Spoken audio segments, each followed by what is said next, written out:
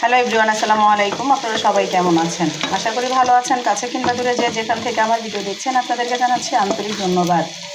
আমি ফিরে এসেছি আপনাদের মাঝে আরও একটি রেসিপি নিয়ে। আজকে রান্না করব পাঙ্গাস মাছ দিয়ে টমেটো দিয়ে চচ্চড়ি করব, একটু অন্যরকমভাবে করব।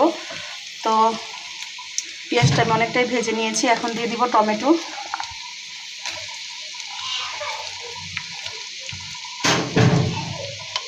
টমেটোটা আমি ভেজে নিব। পেঁয়াজের সাথে টমেটোটা একবারে ভেজে নিয়েছি, ভেজে একবারে গলিয়ে নিয়েছি। এখানে আমি দেশি টমেটো ইউজ করিনি, তাহলে বেশি টক লাগবে এর জন্য। আর একটা টমেটো থাকে, এটা কি টমেটো অবশ্য নামটা ভুলে গিয়েছি, এটা একটু মিষ্টি মিষ্টি ভাব থাকে, ওই টমেটোটা আমি দিয়েছি। তো ভাজা হয়ে গিয়েছে, এখন দিয়ে দিব আদা রসুন বাটা দিয়ে একটু সময় ধরে ভেজে নিব। কারণ দেশি টমেটো বেশি টক হয় আর এই টমেটোটা একটু হালকা টক হয়, তো এই জন্য আমি এই টমেটোটাই দিয়েছি এখানে। আর এখানে দিব হলুদ, মরিচ, লবণ, ধনিয়ার গুঁড়ো।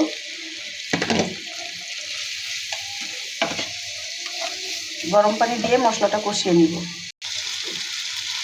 মশলাটা আমি অনেকটা সময় ধরে কষিয়ে নিয়েছি। মশলাটা যত ভালো কষানো হবে তরকারি খেতে ততটা মজা হবে আর কালারও খুবই সুন্দর হবে। এখন দিয়ে দিব আমি পাঙ্গাস মাছ।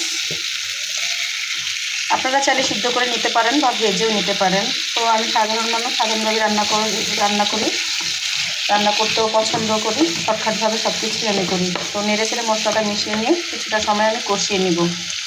সাথে দিয়ে দেবো কিছুটা কাঁচামরিচ ফালি। আরও কিছু সময় আমি কষিয়ে নিব মাছটা। অনেকটা সময় ধরে কষিয়ে নিয়েছি। এখন দিয়ে দিব ঝোলের পানি, পরিমাণ মতো দিয়ে দিব এখানে আমি গরম পানি।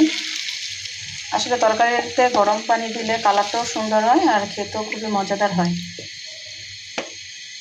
তো আমি ঢেকে দিব। তো মাশাআল্লাহ কালারটা দেখেন কতটা সুন্দর হয়েছে। আমি কোনো ঝোল রাখবো না, একবারে শুকিয়ে নিব। তো এভাবে রান্না করলে খুবই মজাদার হয়।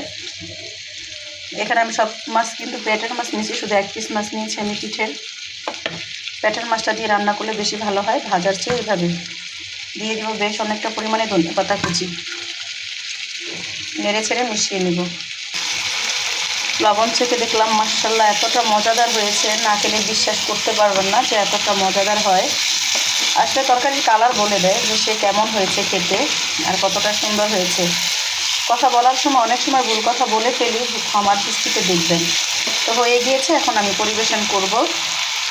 দেখেন এখানে আমি কিন্তু কোনো ঝোল রাখিনি, একেবারে শুকিয়ে নিয়েছি, তেলটা উঠে গিয়েছে। মাশাআল্লাহ কালারটা দেখেন কতটা সুন্দর হয়েছে, কতটা লোভনীয় হয়েছে, খেতেও তার চেয়ে বেশি মজাদার হয়েছে। তো যারা যারা এভাবে এখনও খাননি আমার ভালোবাসার আপুরা একবার এভাবে ট্রাই করে দেখতে পারেন। আল্লাহ হাফেজ, আজকে এই পর্যন্ত।